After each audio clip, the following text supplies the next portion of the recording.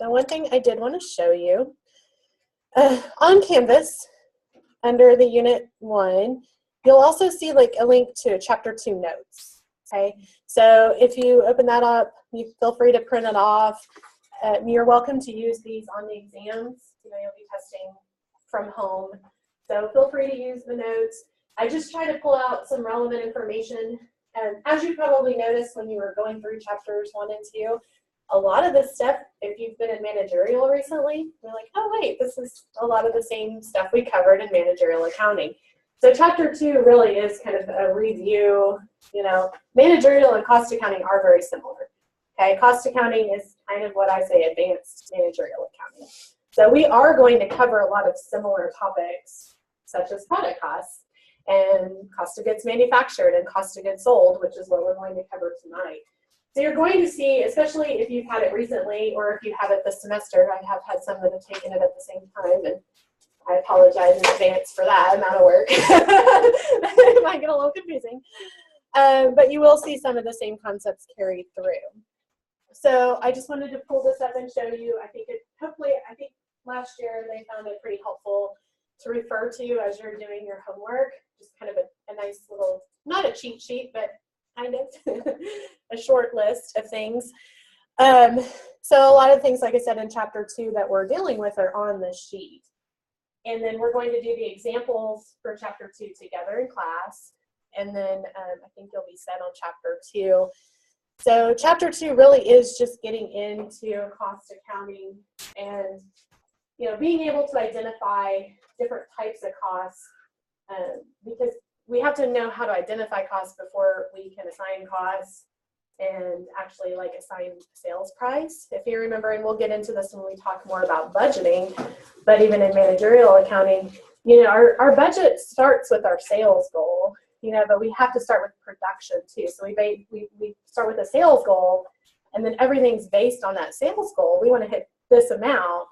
Well, how do we do it? So we have to produce this many units at this cost and charge this amount.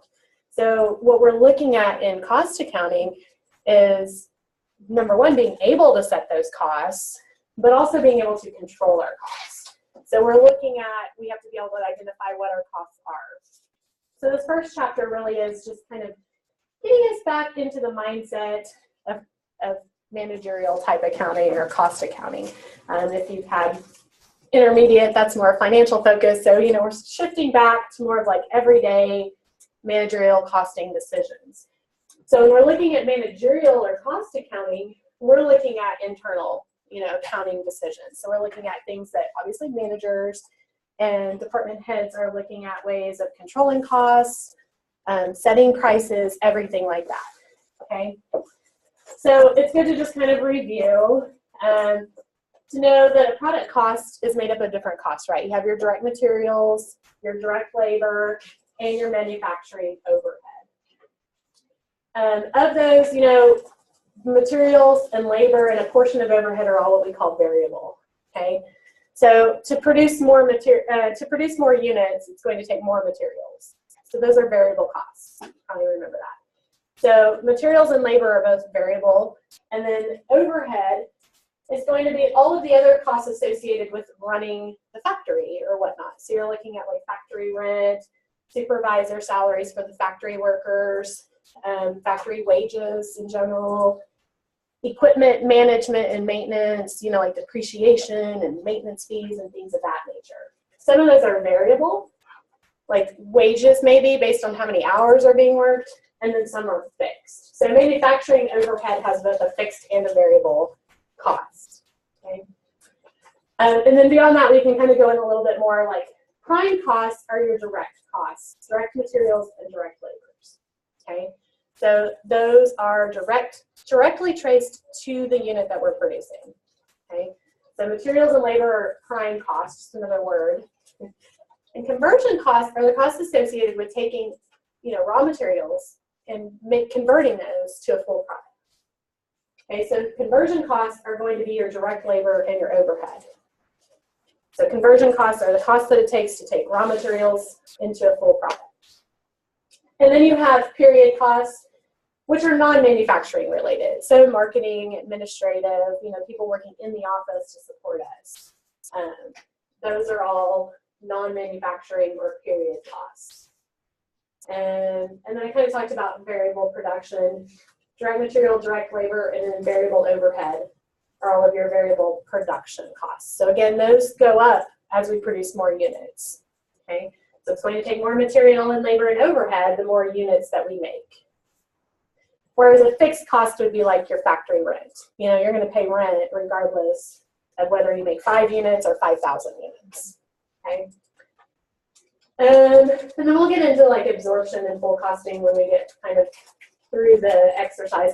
Usually try to kind of give you a little preview of the chapter, and then as we go through the exercises, we'll kind of hit on more specific points as we go through. But I just wanted to put that out there. And then we also have the cost of goods manufactured, which we'll go over, we'll do examples of, as well as cost of goods sold. And then we're going to do an income statement as well. Okay, so that's all there just for your use. But I'm going to go into Cengage. Chapter 2, practice set. And there's 6 questions. Hopefully I think we'll have time to get through them. So the first one is just dealing with those different product costs. So we need to be able to identify, is it a prime cost or conversion cost? Like some cost in labor is both a prime cost and a conversion cost. So there's lots of overlap. And that's kind of why I like to give you notes, because it can get confusing, right? It's like, oh, but it's variable, but it's also a prime cost, and it's also a product cost. And the list goes on and on and on. So I think it helps to kind of have it in front of you. So this one is dealing with what Petro Frozen Foods produces frozen pizzas. We predict that 50,000 units will be produced with the following total cost. So here they're giving us the total cost to produce 50,000 units, materials, labor, and then both variable and fixed overhead. So these are all the product costs. Okay, they don't have period costs on here at all. So here we're just dealing with product costs, but they're giving us total cost. And then they want us to calculate prime cost, conversion, total variable, unit cost, things of that nature. Well, what are the 2 prime costs? Direct materials. Very good, direct materials and direct labor. Well, they want a prime cost per unit. Well, first I would figure out my total prime costs, right? Which would be materials plus labor, so 120,000 plus 60,000. So my total prime cost is 180,000. So what's my prime cost per unit then? Very good, $3.06, or 60 cents, sorry. $3.60. So we take our total prime cost, materials plus labor, of 180,000, and we divide by the 50,000 units that we produce. Okay. So our prime cost per unit is $3.60. Okay. Conversion cost, what are my 2 conversion costs? Well, actually, there's 3, I guess, technically. 2 types. Very good, direct labor and overhead. And in this case, we're going to look at both fixed and variable because it's all overhead. Conversion includes all overhead costs. So we would add up direct labor plus variable overhead plus fixed overhead to get like what, 305,000, and then divide by the 50,000 units again. So what is my conversion cost per unit? $6. Very good. $6.10. So again, I took direct labor plus variable overhead plus fixed overhead, and then divided it by our total units of 50,000.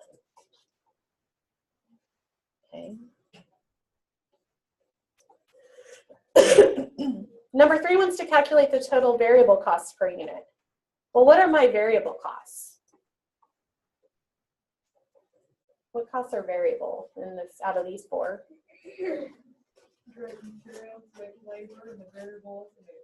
Yeah, very good. We have materials and labor plus variable overhead. Okay, so direct materials, direct labor, and variable overhead. What's that, like 205,000 total? Yeah. And then we just divide that by 50,000. So what's our total variable costs per unit?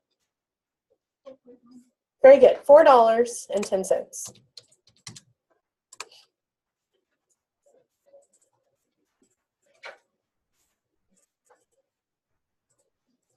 The variable cost per unit is a pretty important number when we're dealing in cost accounting, because if you remember, that fixed overhead, that 220,000, we have to pay that fixed overhead, every year, regardless of how much we produce. Okay, so being able to cover those variable costs are important.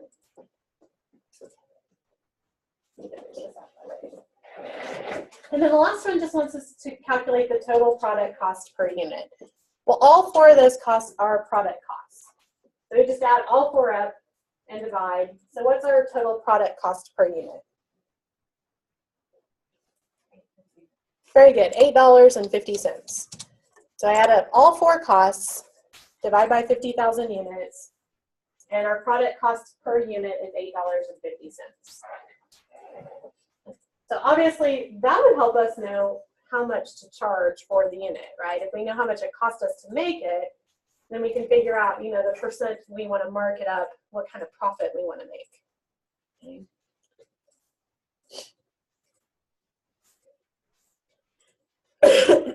So the next one's just a nice little what if. There's some of these that kind of get us thinking about what's going on here in this scenario. So in the current one, we have these total costs and we produce 50,000 units.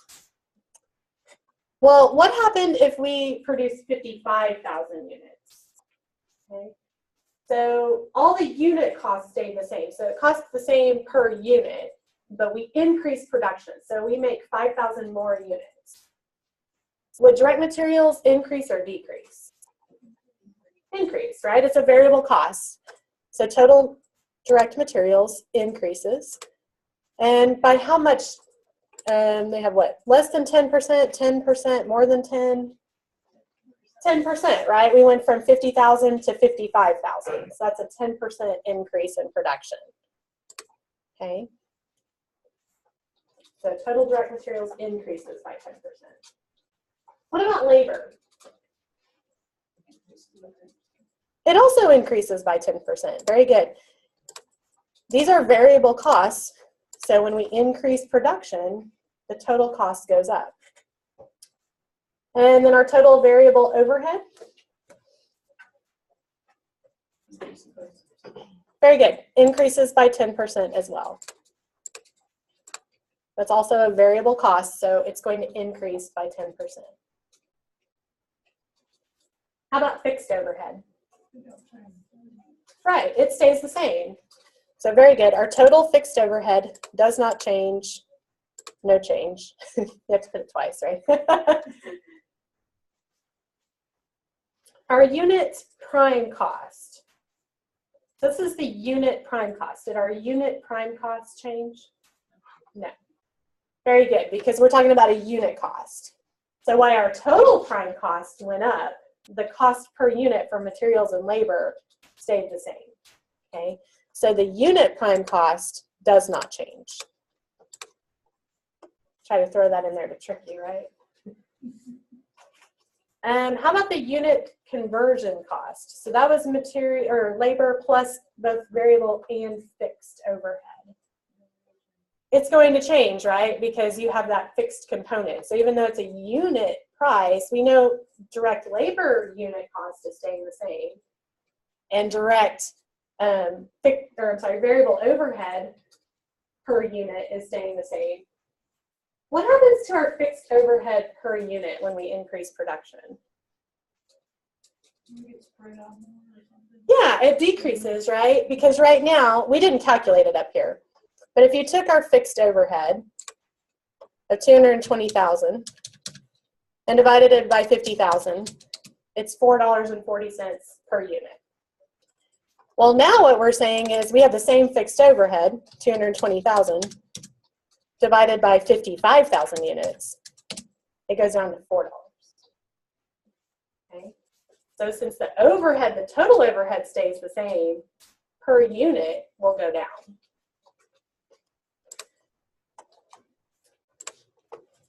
So the unit conversion cost decreases by, less than 10%. Now the fixed overhead decreased by 10%, right, per unit. But labor and variable overhead didn't change. So that's why you get less than 10% overall conversion change. Okay? So that fixed overhead component does bring it down, the unit conversion cost.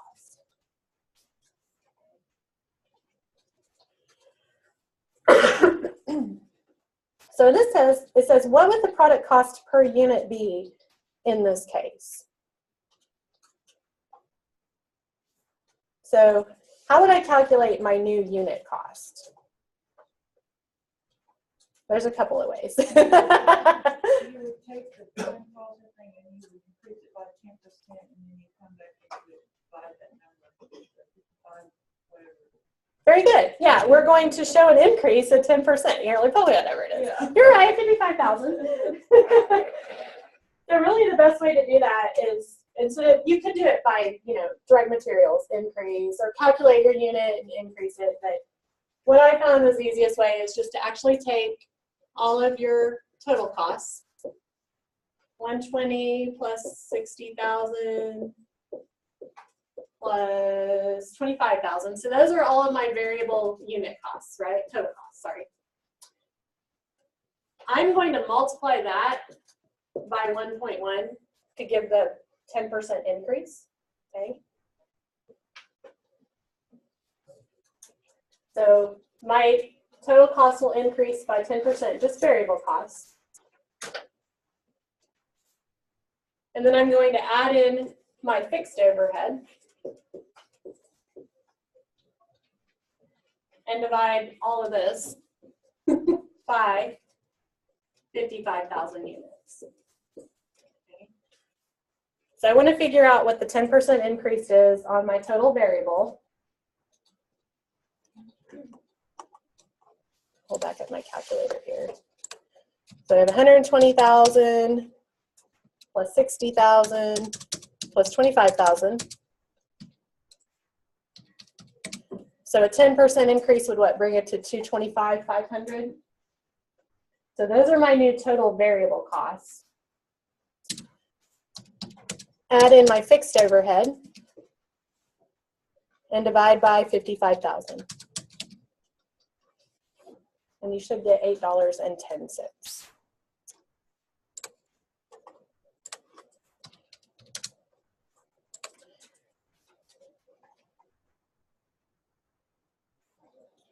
Again, you could have calculated each one separately. Yeah, It's quicker. Yeah. Hey, but it worked. What you said was right. So yeah, you can totally do it the other way. I probably would have done it the long way too, and then I'm like, oh wait, that's quicker. Because it's like kind of just natural to be like, okay, direct materials per unit is this, and now I have 55,000 units, so that's my direct materials. And hey, I guess it's the same answer. Any questions on classifying product costs so far? Okay. Let's move to number 2.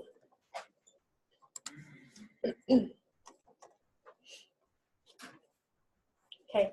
I try to keep consistency throughout these examples. So as you'll see, when we do examples in class, a lot of times we'll see the same numbers.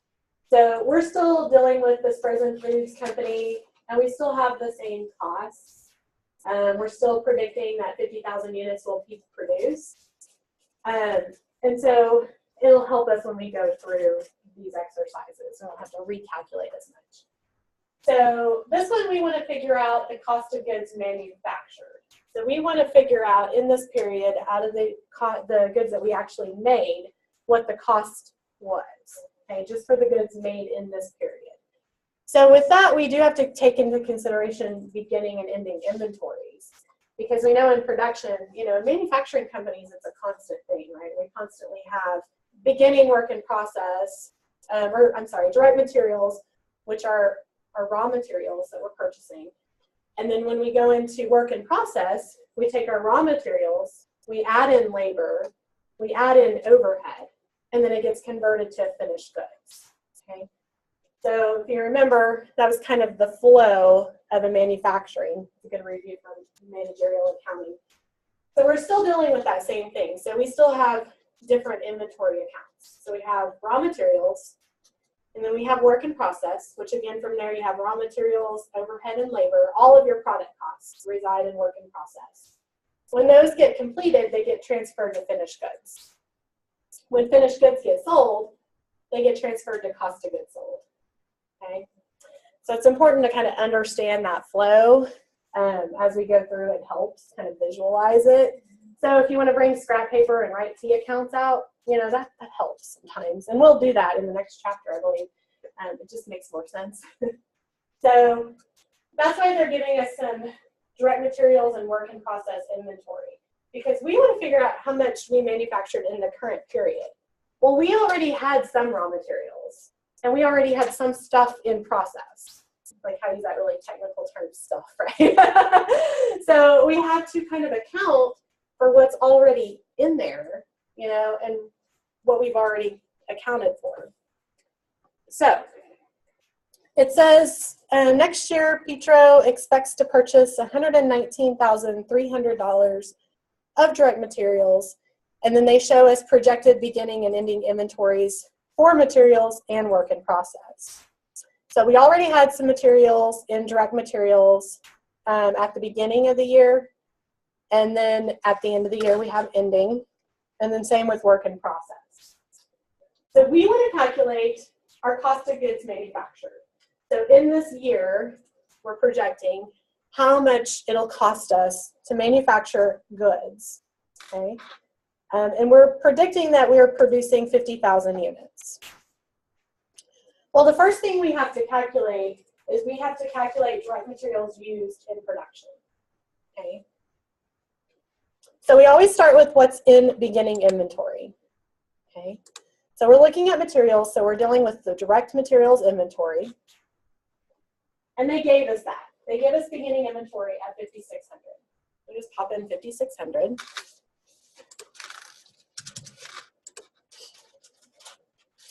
And then we're going to add in purchases, okay? So I'm going to add in purchases.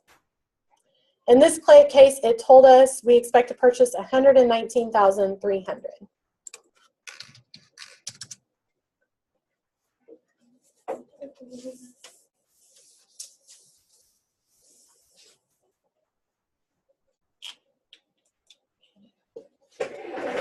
So basically what that looks like in T accounts, we have our raw materials, or, you know, direct materials. All inventory accounts are assets, so they increase on the debit side. It's a good review, right? Just as a reminder.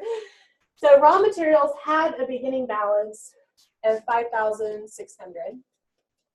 That's our beginning balance. I'm going to put BB for beginning balance. And then we bought more materials. When we buy materials, we debit raw materials, or direct materials. So this is our purchases.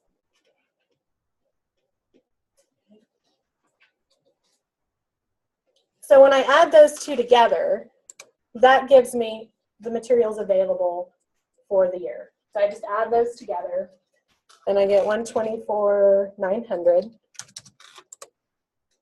Okay. So this added up to 124,900.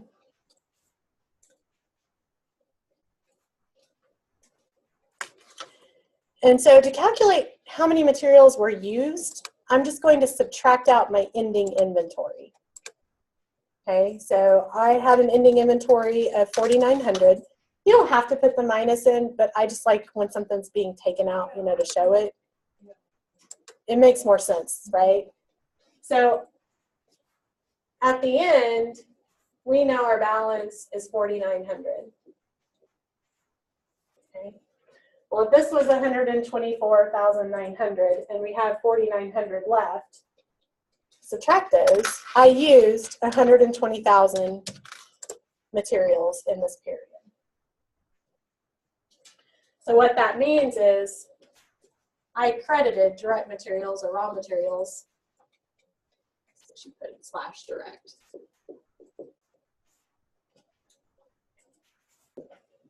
I used 120,000 in materials.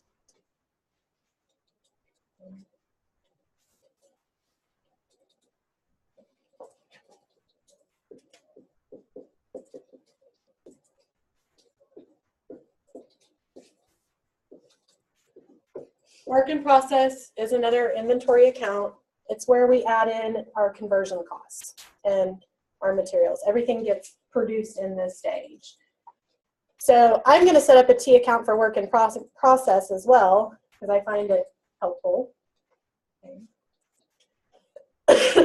So I had a beginning balance. Okay. So I know that those materials flow into work in process. Okay, so that's materials. The DM for materials.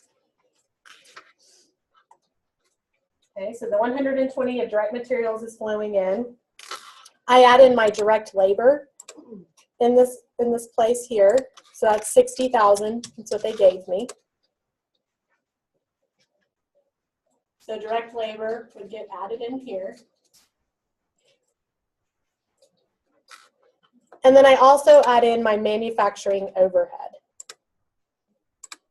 So total variable plus fixed is 245,000. So manufacturing overhead, 245,000. So those are all the costs that get added into work in process. Okay. So I'm just adding up those three: direct materials, direct labor, and overhead. Those are my product costs. So the total manufacturing costs added are 425,000. That's just these three costs right here. Okay. Then I'm going to add in my beginning work in process. So I'm going to take all of this, everything in work in process. I'm going to add in beginning work in process. So that tells me all the costs that I have in this year in work in process. And then I know my ending balance, what, 14,600? That's what they told me. So I'm going to subtract that out. So minus 14,600. So I add all of these up, and I would get what, 437,500 minus this 14,600. What is my cost of goods manufactured?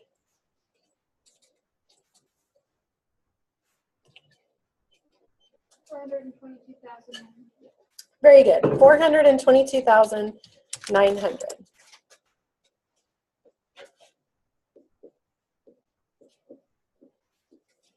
So that's my cost of goods manufactured.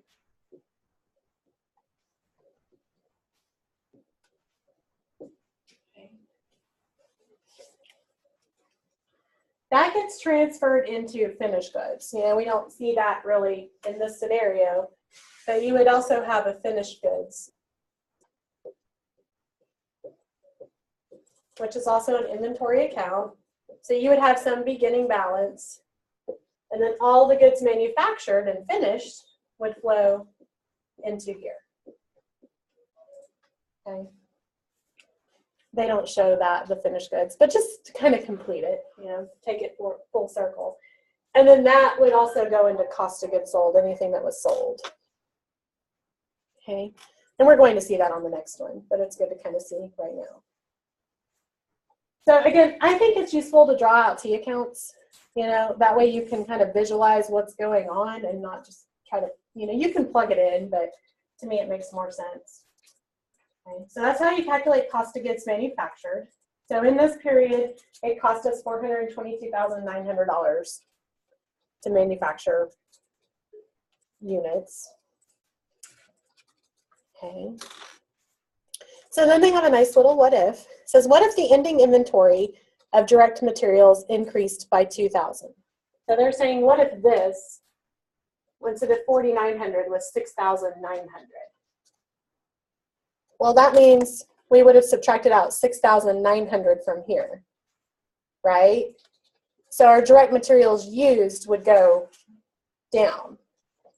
Because this would be 6,900. So you would take 124,900 minus 6,900. So this would actually be 118,000.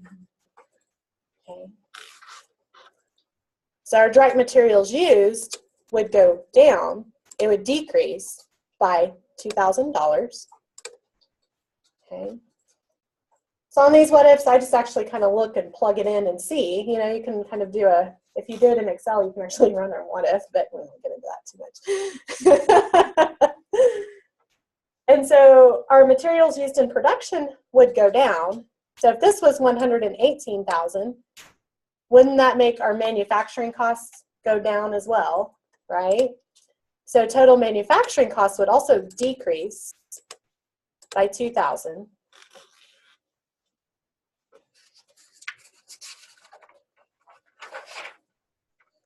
And therefore, our cost of goods manufactured would also decrease by 2,000. Okay.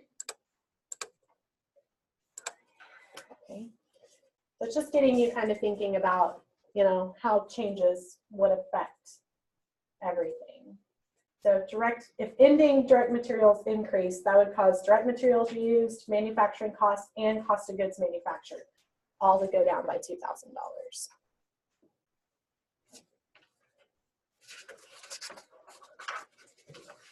Are there any questions on that one? Okay. Well, the next one, we're going to look at cost of goods sold. Again, you're going to see the same numbers, which makes it nice because we've already calculated our cost of goods manufactured. Okay. I'll give you a hint when you get to the homework, because it changes numbers, they won't be the same. So I apologize.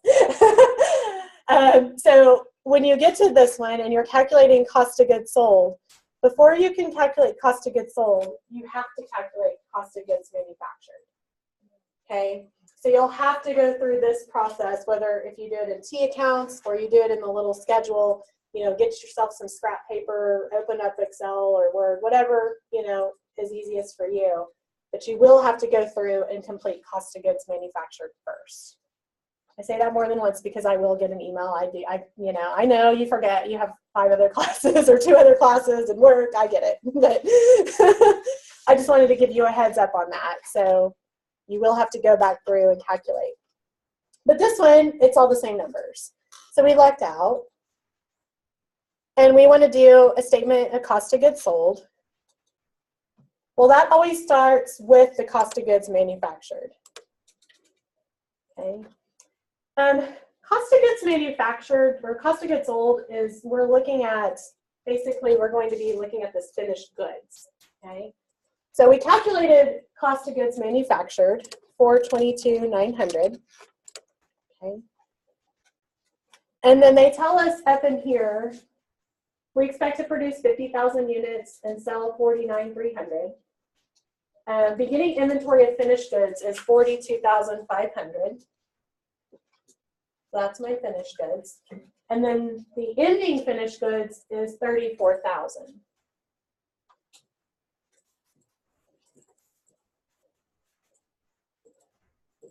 Okay. And that was cost of goods manufactured.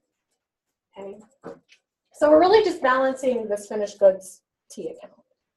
Okay, so we take cost of goods manufactured, we add in beginning finished goods, so we add these two, 42,500. Okay. And that gives us the cost of goods available for sale. So all total in this period, we had 42,500 that were already completed last year. We added in another 22,900. So now all year we have $465,400 worth of goods available for sale. Well, to figure out how much was sold, we're just going to subtract out this balance to figure out what we're crediting here. Okay? So we just say less, I can scroll down, there we go, ending finished goods. So minus 34,000, which gives me 431,400. My cost of goods sold for this year was 431,400.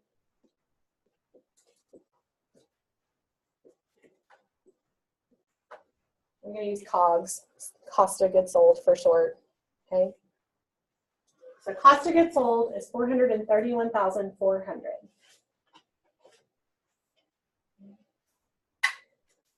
So again, when we're calculating cost of goods manufactured and cost of goods sold, we're really just, solving for all these different T accounts. So if you do it in the T accounts, you're going to calculate materials used. And then from there, you're going to add in your labor and overhead and be able to calculate cost of goods manufactured. That's going to flow into finished goods, where you're able to calculate your cost of goods sold. So I really, can't, express it enough. Do the T accounts, in manufacturing and managerial and cost accounting, because I think it'll help you understand the flow. And I use them, because I think it's very visual. So I think it'll help you if you make an error. It's easier to identify then, because if you're just writing it out, it's like, what's really going on? So even if you didn't in financial, kind of, start jotting down those T accounts. It'll help you on the homework and the test. Especially on this one, on your homework, you're going to have to calculate this first anyway. So you might as well just draw it all out, okay? And then it has a little what if. It says, what if the beginning inventory of finished goods, so this right here, decreased by 5,000? Well, if that decreased, then our total cost of goods available for sale would go down, right? Which would then cause our cost of goods sold to decrease as well. So if beginning inventory of finished goods decreased, cost of goods sold would also decrease by 5,000.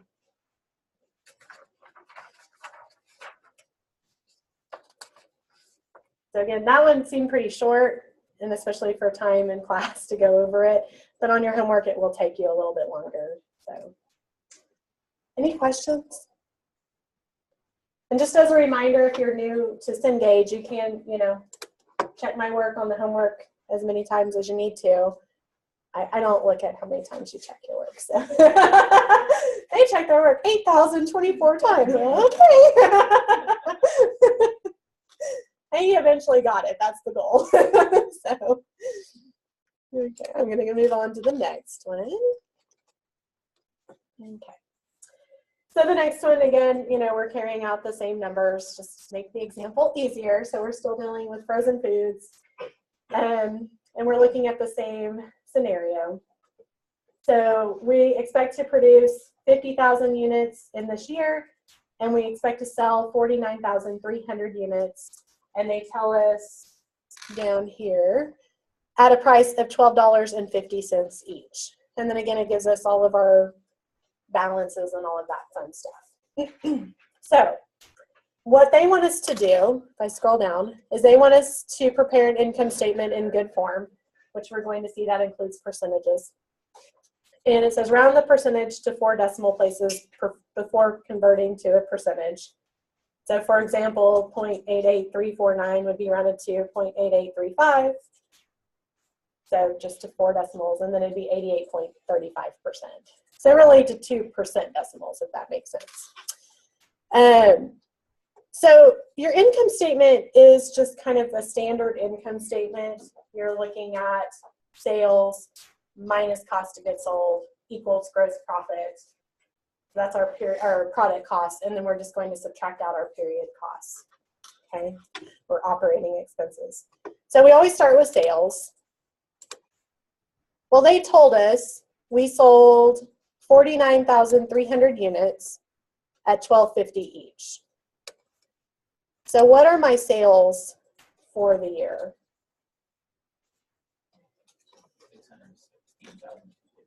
Very good, $616,250. Okay. And we're basing everything on percent of sales, so that percent is 100%. That's an easy one. Here again, we're going to do cost of goods sold here. So on this one, I could go back to my previous exercise and I can use my cost of goods sold right here. So my cost of goods sold is a minus 431,400. As a reminder on your homework, I know it's a lot of work, but you'll get really good at calculating this. You'll have to go back through and recalculate cost of goods manufactured to get cost of goods sold. So again, it looks like a short exercise, but it's a little deceiving. So make sure, you know, cost of goods sold is not given. So you will have to go back through and use your materials, work in process, and finished goods to calculate it. Okay. So then I just subtract those. So my gross margin, or gross margin, gross profit, is 184,850.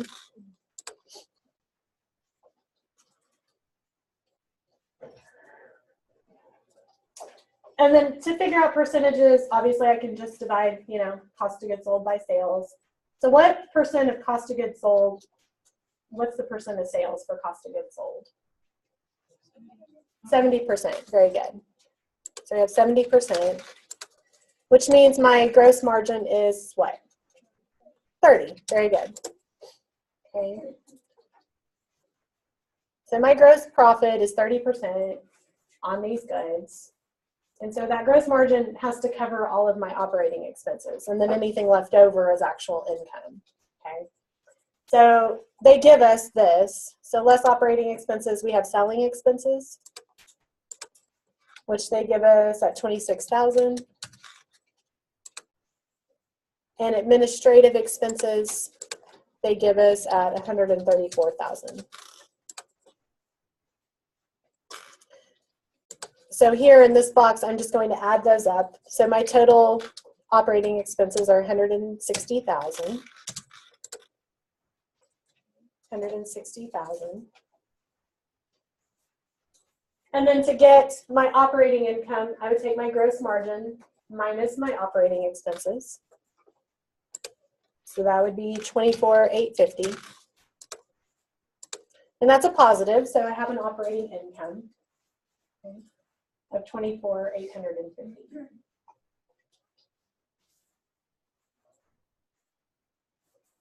What percent of administrative expenses do we have? Percent of sales? Anyone calculate that yet? 25.96. Yeah, very good. 25.96%. And then how about my operating income? Very good, 4.03%. So with a profit margin of 30%, it depends on, you know, we'd have to look up like industry averages for like frozen food companies to see if that was a good profit margin. You know, usually in retail it's higher, so I would assume frozen foods, that's a little bit low for a profit margin. You know, 30% is going towards profit. But again, we'd have to kind of research it. It's not horrible, but perhaps, you know, we can look at it. And so that's what it says. On number 2, it's just a little what if. It says, what if the cost of goods sold percentage for the past few years was 65%? So what they're basically saying, you know, it's been 65%, now it's increased to 70%. So what would management's reaction be that now that it's increased, you know? Exactly, very good. Yeah, that's the investigate production cost management. So, you know, that's why we do all of this cost analysis and cost accounting, or one of the many reasons, is we would look into this. It's like, why is our cost of goods sold increasing? Because that's decreasing our profit margin. And 5% is a pretty significant change, you know, in a profit margin. So that's the whole purpose. We would, you know, produce these reports, and then part of cost accounting is to research why. So why did it increase? You know, did our materials, are we making the frozen? I don't really know. We're a manufacturing company, so raw materials, did raw materials go up? You know, like the cost of goods to actually purchase? Or did our factory workers screw up and like ruin a bunch of stuff, you know? Do we have unskilled laborers? You know, those are the questions. So cost accounting is a constant questioning, because we really don't know, do we? By just looking at the statement. I mean, we can look at material costs and see if they've increased. You know, we would really have to investigate to find out, well, what's causing this increase in our cost of goods sold? And it could be materials, it could be labor, it could be overhead. You know, those are all of my production costs. Maybe we need to raise our selling price.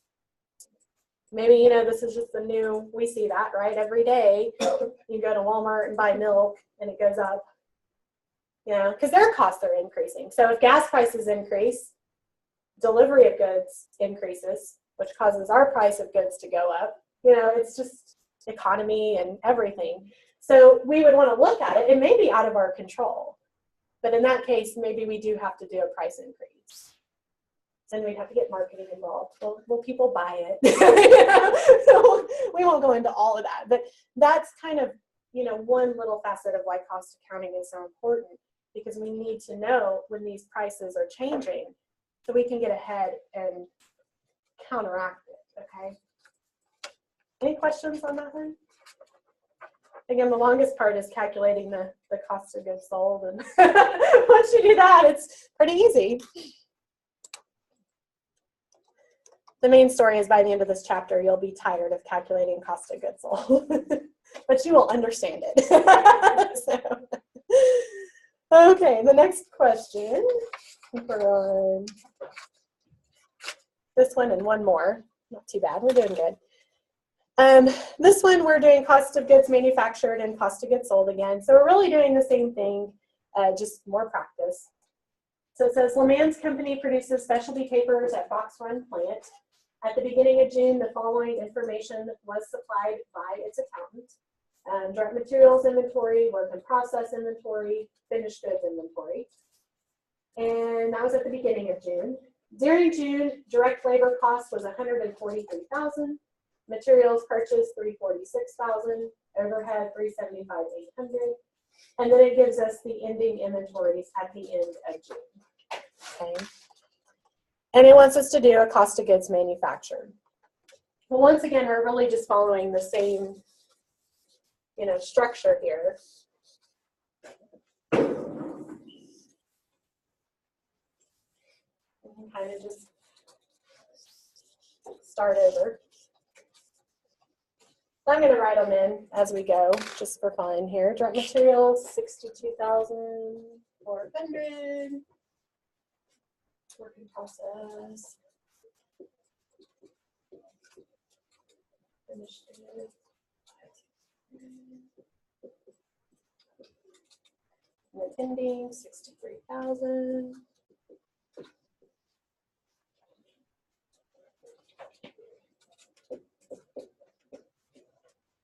And last but not least, 58.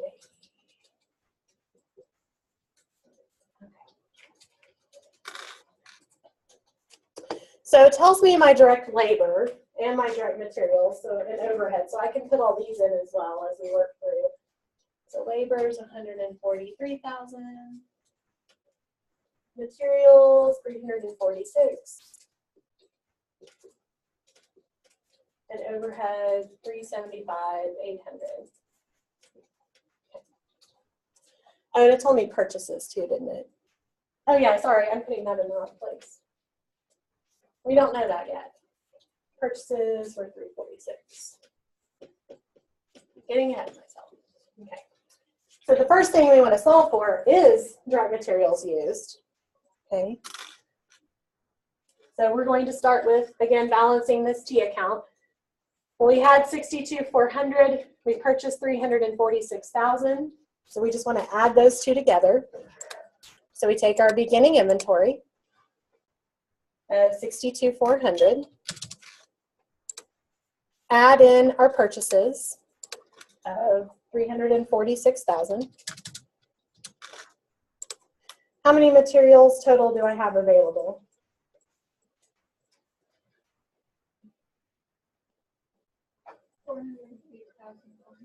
Very good, 408,400.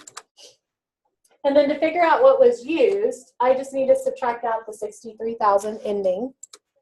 So less my ending inventory minus 63,000. So what are my direct materials used in production? Very good, 345,400.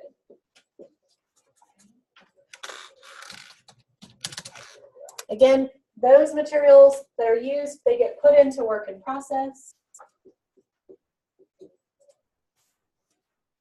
Okay. So now I know my materials. Now I'm just going to add in my labor. So direct labor of 143,000. Add in my overhead. Manufacturing overhead was 375,800. So what are my total manufacturing costs added? 864,200. Very good, 864,200. Just add those three up.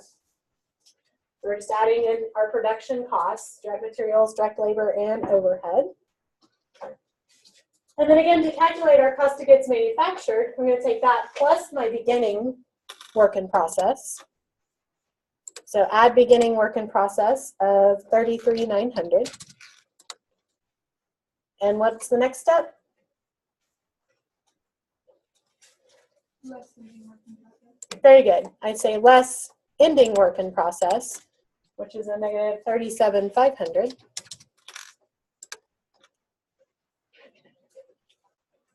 So what is my cost of goods manufactured this month? 860,600. Perfect, 860,600. So I solved this. And again, that flows into finished goods.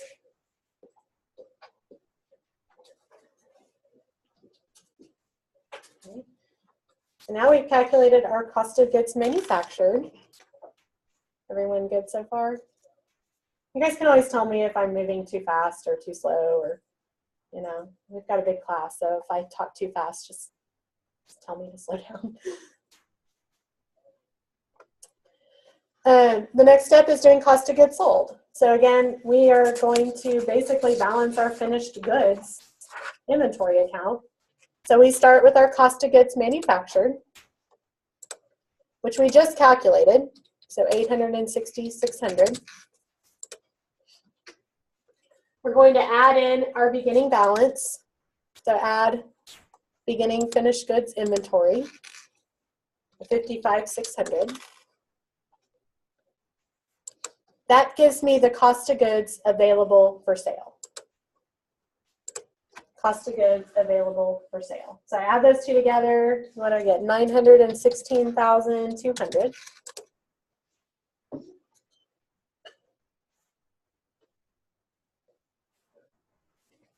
So that's all the cost of goods available for sale. And then I just need to subtract out my ending balance. So less ending finished goods inventory of 50,800.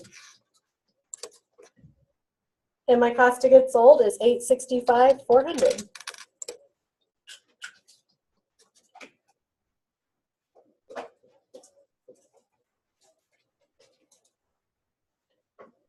So you can kind of see a flow as we go through in balance, right? We take whatever we added in plus beginning, subtract out ending. That solved for what was used or sold.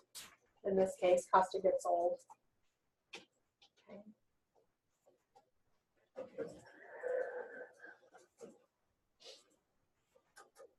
Any questions on cost of goods manufactured, cost of goods sold?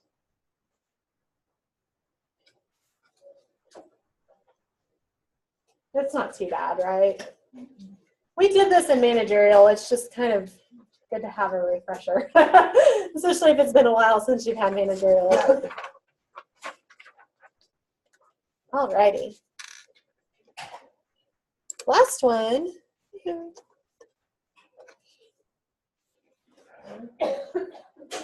So here we're just switching gears. We're still doing the same stuff, but we're going to just look at it in a different way. So it says Killdeer Company makes easels for artists.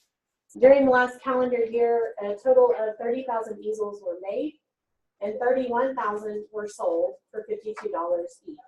And then they give us the unit costs. So before we were getting total costs, now they're just giving it as unit costs. The selling expenses consisted of a commission of $1.30 per unit and advertising of $95,000. Administrative are $183,000. So selling, advertising, administrative, those are all operating expenses or period expenses. There were no beginning and ending work in process inventories. So that makes life easier. But we did have beginning finished goods inventory of 132,600 for 3,400 easels. So when we started this, we had 3,400 easels. We made an additional 30,000 easels, and we sold 31,000. So that's what we're working on here. So it wants us to calculate the number and dollar value of easels in the ending finished goods inventory. So erase all this just so we have a little more room to work.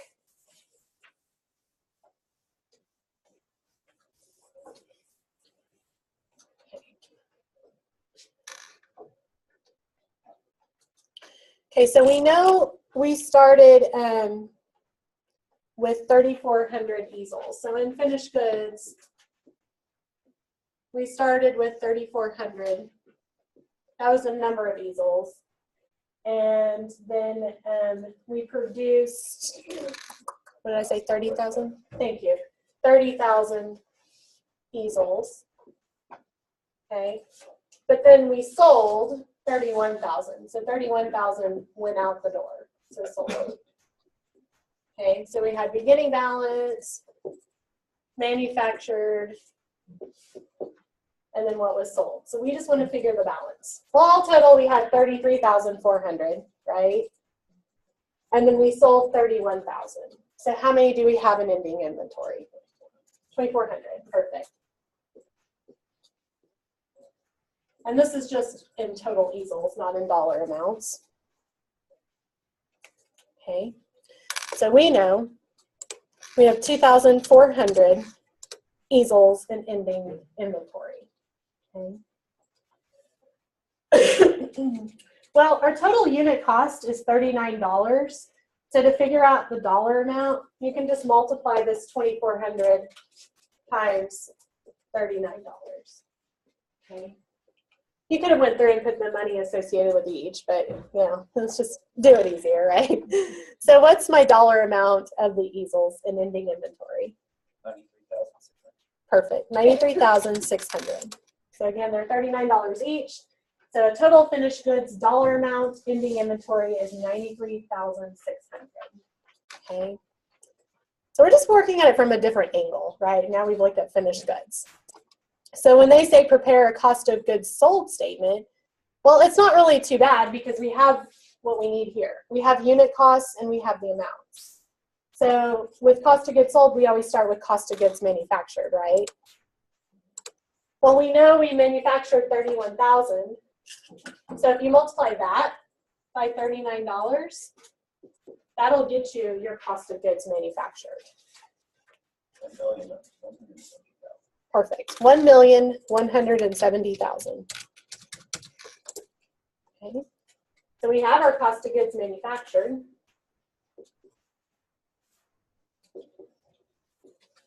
Okay. And then we want to add in our beginning finished goods inventory. Well, that's 3,400. So again, just multiply that by $39. And what is my cost of finished goods inventory? 132,600. Perfect. 132,600. So then we know we can get cost of goods available for sale by just adding those two together. And that's 1302,600. Thank you.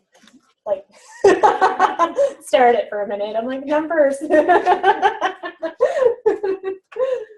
I always tell my students, like, in the daytime, I'm like, sometimes in the morning, man, I can add in my head. And then by this time of night, I'm like,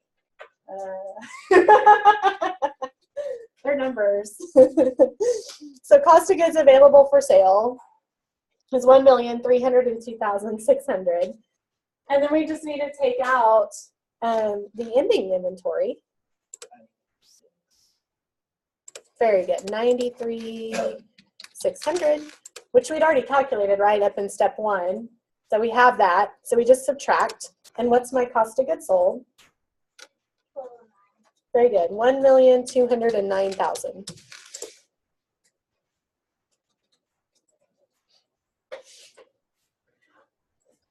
That's, I should say, I put that in the wrong place, didn't I? Just like losing my mind a little bit. Yeah, I'm like, that's not right. We calculated it right, but that should have been over here. 1,170,000. Because our cost of goods sold, 1,209,000.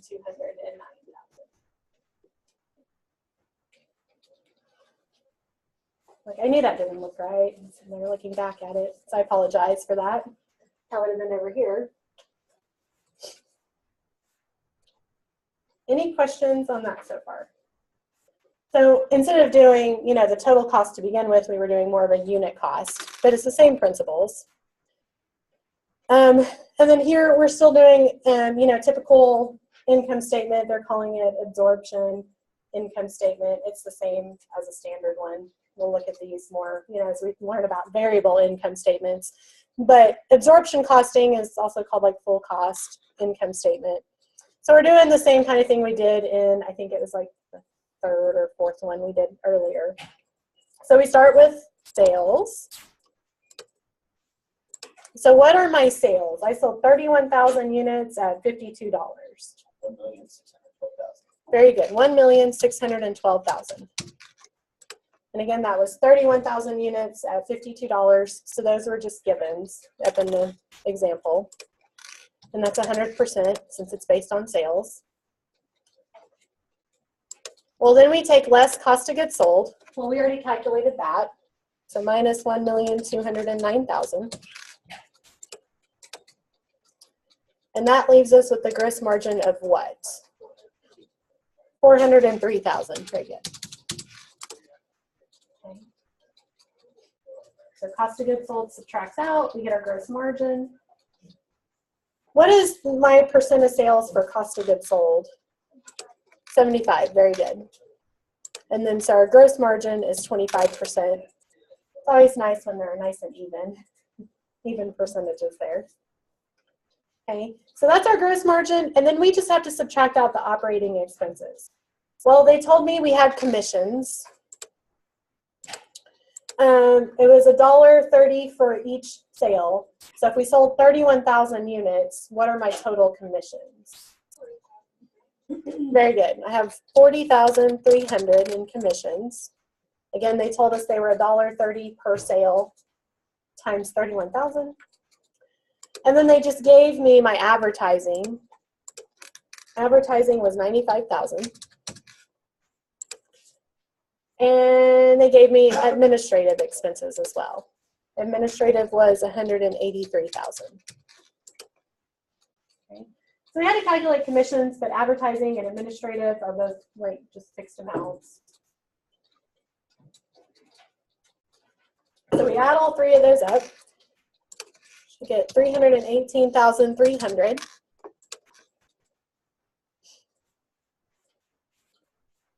What is my operating expense percent of sales?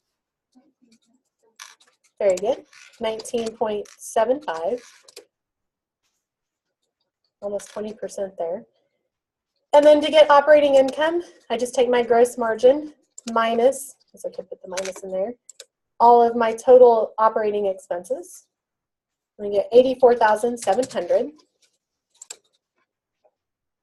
84,700. And that's 5.25% of sales.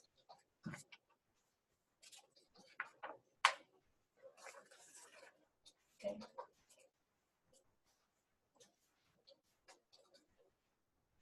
Any questions on that one? Any questions on chapter 2? Guys feeling pretty good about it? Okay.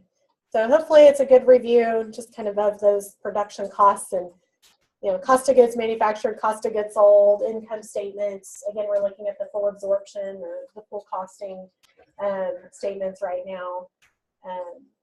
We'll get into different, obviously, some more advanced topics in further chapters. But I do feel like this one's a good kind of hopefully easing us in a little bit, just reviewing some cost accounting principles that we learned in managerial accounting. Any questions about anything so far? You guys feeling pretty good? Okay. I only get you once a week, so, I know it's a little bit harder. So next week, before we get started on chapter 3, if you have any questions, if you've struggled with the homework, I'll go ahead and open it up to questions at the beginning of next period. So be working on your homework, and I will see you next Wednesday. Have a great weekend or a great week.